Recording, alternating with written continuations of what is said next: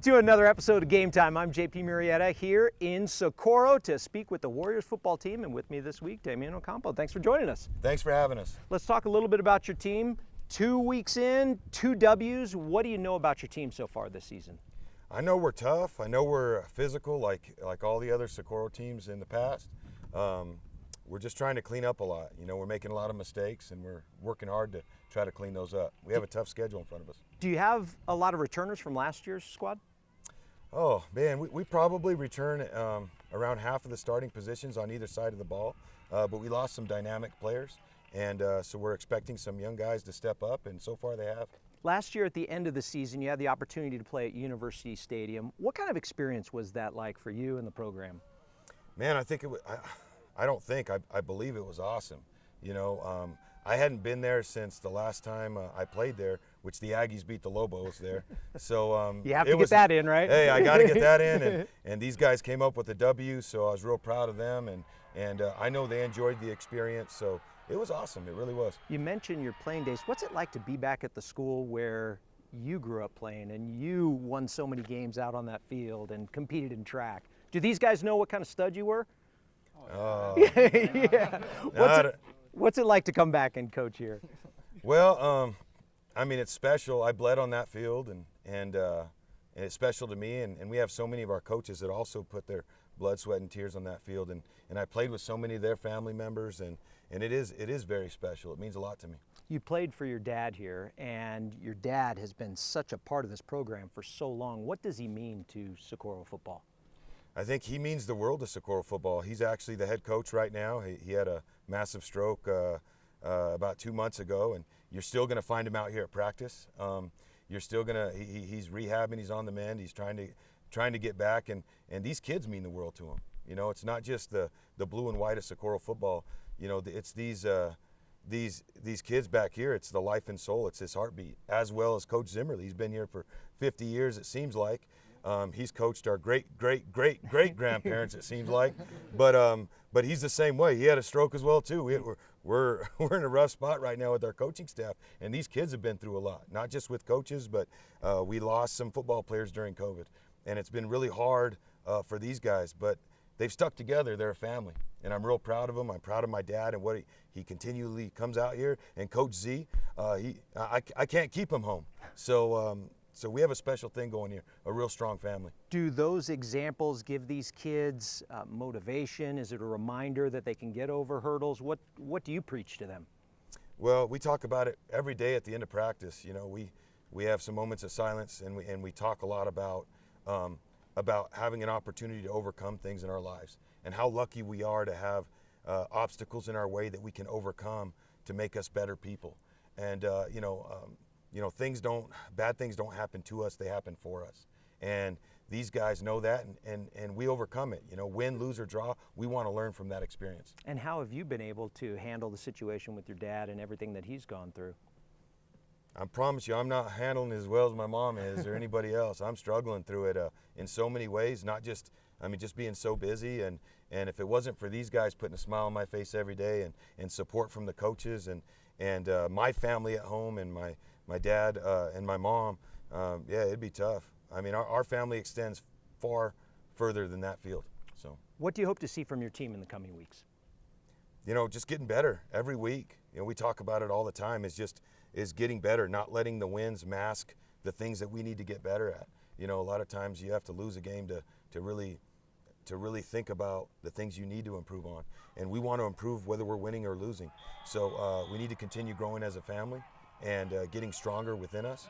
But we also need to work hard on the X's and O's. We have a lot of brand new guys out there. And so far, so good. You know, we're working hard. Best wishes to you, your dad, your program, your family, and the entire Socorro community. Thanks for joining us this week. Thanks. God bless you all. We'll be back with more Game Time after this. The New Mexico Activities Association is excited to announce the NMAA 24/7 mobile app. Whether you're a student, coach, parent, or player, you can have the power of the NMAA right in the palm of your hand. Find scores and schedules, follow your favorite teams, receive special offers from NMAA sponsors, get state championship information, highlights, features, and much more. Download the free NMAA 24/7 mobile app in the App Store or Google Play. Get it now. Welcome back to Game Time. This week we're at Socorro High School. Last week, the Warriors picked up a 51-6 victory over Miyamura. Let's see who else ended the week with a W. There were some impressive performances in week 2 of the high school football season. Let's start with Rio Rancho. The Rams pounded La Cueva 50-0 behind Zach Vigil and Devin Rice, who each had 3 touchdowns in this one. Cibola had some early fireworks against Las Cruces. Senior Jonah Vaquera took the pass from Aiden Chavez and said, "I'll take it from here." 86 yards for the touchdown. That was his first career catch. The Cougars take down the Bulldogs 33-21. Chavez threw 3 first-half scores. Los Lunas posted their second straight shutout to the season. The Tigers took down Alamogordo in week 2, 50-0. Paul Searmans threw for 2 scores, rushed for 2 more in this one. Los Lunas has outscored their opponents 92-0. Down south, Lovington broke a 25-all tie with Roswell in the 4th quarter. Tayton Hilliard with the go-ahead touchdown catch as the Wildcats beat Roswell 31-25. Goddard's Javen Morales had one of the top plays of the week. The junior picked up the Carlsbad kick at the 19 and just weaved his way in and out of traffic for the 81-yard kick return score. It was part of Goddard's 24-7 victory. Artesia never trailed against Hobbs and was up by as many as 20 at one point as the Bulldogs get in the win column for the first time, beating Hobbs 27-14. It was second verse, same as the first for New Mexico Military Institute. They beat Mescalero in week 1, 28-0, and beat McCurdy in week 2, 28-0. Santa Fe is off to a strong start this year. The Demons have 2 wins in 2 weeks. They beat Moriarty 27-13 in week 2. Martel Mora with 4 scores in this one. Oregon Mountain is off to a 2-0 start as well.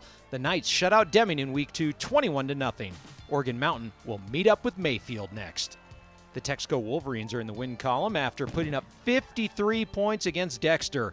Offense is not a problem for Texaco as the Wolverines are averaging over 54 points a game. Cleveland doesn't have much of an issue with their offense either. They posted another win this past week, beating El Paso Franklin. The Storm held on for a 35-32 win. Farmington's Brandon Furby to Patrick Shea was a winning combination as the two connected 3 times for scores in the first half alone as Farmington took down Belen 53-13. St. Pius and Kirtland Central had quite the battle. Marco Ibarra rushed for 4 touchdowns in a shootout with the Broncos. His teammate Dominic Esparza returned 2 kicks for scores in a 41-34 win. Volcano Vista's Josh Gerardo threw for an impressive 443 yards and 6 touchdowns against Manzano as the Hawks beat the Monarchs 63-20. Speaking of quarterbacks with good numbers, Albuquerque Academy's A.J. Rivera threw 4 touchdown passes and ran for a 5th as the Chargers shut out Tucumcari 51-0. Also on Saturday, Centennial beat West Mesa 43-13 for their first win of the season.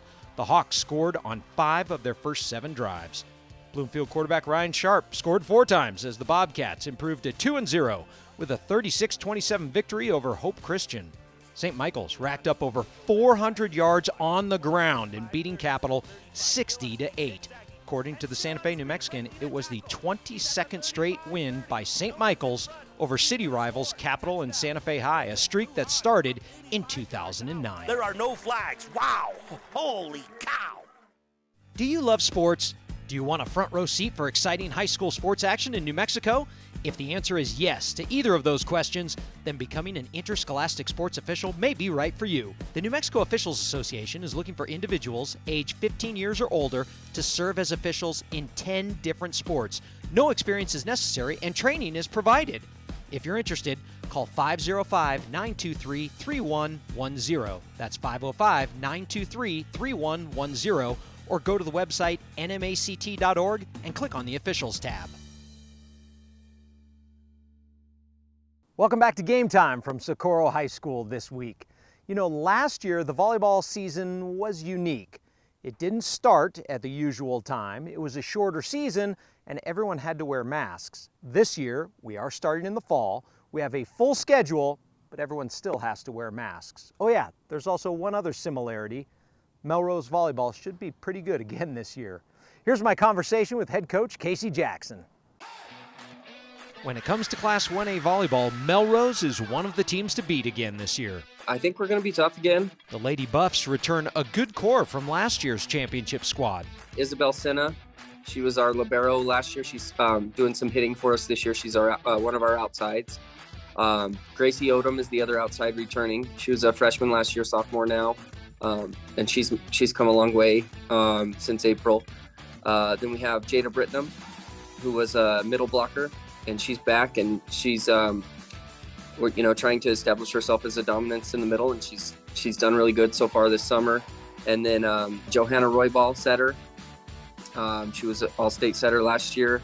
I ran 2 setters last year, so she's kind of picking up a larger role this year, but she's done really well. And then libero April Arinavar is coming back, and she's done great so far for us. Jackson admits last season was unique, but it did leave a lasting impression on the returners. They just understand now not to take anything for granted, and to really utilize their time in the gym, because you never know.